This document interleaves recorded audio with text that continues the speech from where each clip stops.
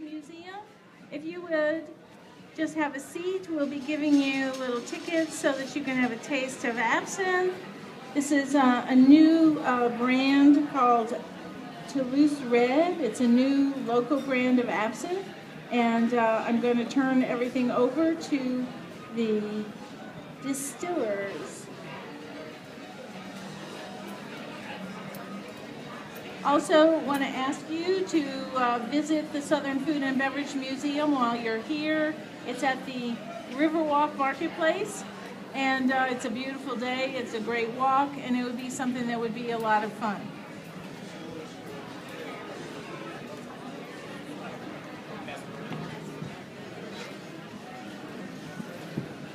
All right, welcome Absinthe aficionados to another fine edition of French Market Fair. Today we're going to be discussing absinthe distilling and absinthe drinking in New Orleans. And we'll be conducting a live absinthe drinking as we conduct the discussion. There's this talk that absinthe makes you crazy, makes you hallucinate. Is it true? Well, officially it's not, but we will conduct a live guinea pig experiment in which you will be able to determine for yourself the truth of the matter.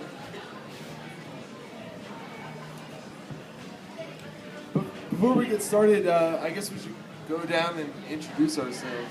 My name's Yasha. I'm a distiller at Atelier Vie. My name's Amelia.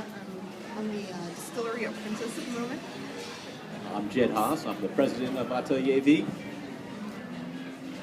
I'm Skylar Rosenblum, and my official title is Chief Bean Hunter. Yes, indeed, the Chief Bean Hunter. So, you may have heard that there is a lengthy history of absinthe drinking in New Orleans, which goes back to the late 1800s when French absinthe manufacturers would send their product to various cities in the U.S., but a lot of it went to New Orleans. There were even a number of absinthe distilleries in New Orleans up until Prohibition. There was at least 3 of them, but they were all shut down. So right now we have the first absinthe distillery in New Orleans since Prohibition, where we make Toulouse Red, red absinthe. The real deal, 68% alcohol by volume, which is why you water it down with this marvelous fountain provided by Liz Williams and SoFab.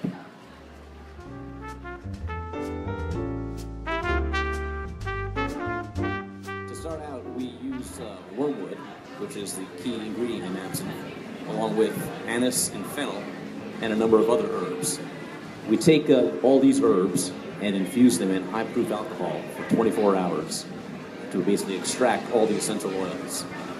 Then we combine that all together in the distill off the absinthe, and then do a secondary infusion to give it the color. So we use hibiscus to turn the absinthe red. It comes out completely clear from the still, but then we color it red with hibiscus.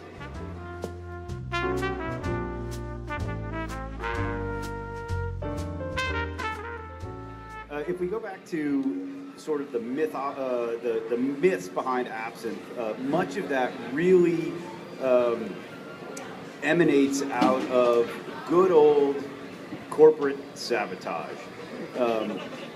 France had experienced, one of these bugs that wipes out all your grapevines, and so the wineries in France were really, really struggling. And at that time, because wine was not so widely available, Parisians and other French folks were turning to absinthe.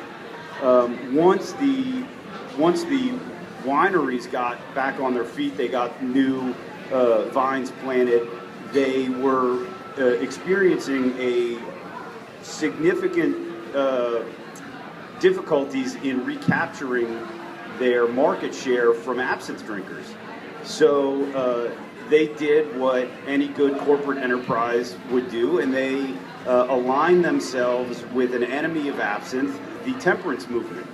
And they got together and blamed all of the ills of the day on absinthe and it making people crazy. I think one of the best known stories that led to the banning of absinthe in Switzerland was an alcoholic farmer basically drank all day long and then murdered his family. He had 2 glasses of absinthe, some say 1, and so everybody said, there's the proof that you need that absinthe makes you crazy. They like to leave out the fact that he had been drinking heavily before he had his absinthe as well as after, but laid the blame entirely on absinthe. And when Switzerland fell, there was a domino effect, and everybody was not too far behind. The United States in 1912, France bringing up the rear in 1914. But much of that was driven by the French wine industry. Now,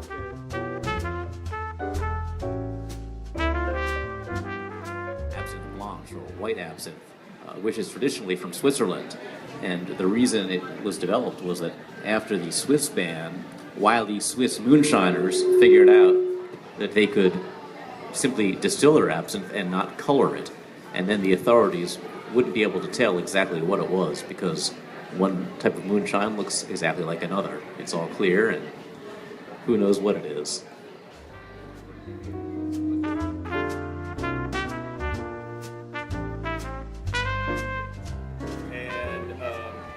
Many of them, especially those, I guess, created or at least attributed to Toulouse-Lautrec, are horrible. I mean, we're talking like 1 part gin, 1 part absinthe. No chilling, no nothing, just straight. And he's also famous for pioneering absinthe and red wine and absinthe and white wine. I think going back to your earlier question about these guys really sort of propping up the absinthe mystique, I think that these guys were really heavy drinkers. And, if you want to, kind of have a built-in excuse for your behavior, well, it's the absinthe. It makes you crazy. So I think that's kind of part of it. I think one of Jed's favorite stories is Toulouse had a cane that had a hollowed out compartment for his absinthe. We make absinthe, we drink a lot of it. I don't need to have a secret stash on me at all times. So, I think that might give you sort of a little insight into kind of what these guys are thinking. And I think, nowadays, a lot of people really, they kind of feel sort of, a bad boy edge, an outlaw sort of edge to having it. And we do the bulk of our work on evenings and Saturdays and Sundays.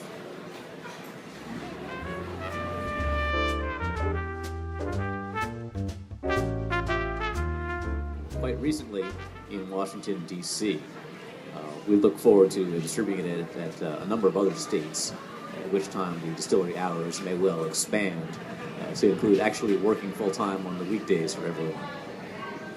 So that's a goal we're working towards. Just to pen something on what Skylar mentioned about Toulouse-Lautrec being a notorious absinthe drinker, Toulouse-Lautrec is also sort of one of the origins of the name of our product, Toulouse-Lautrec, Toulouse Red.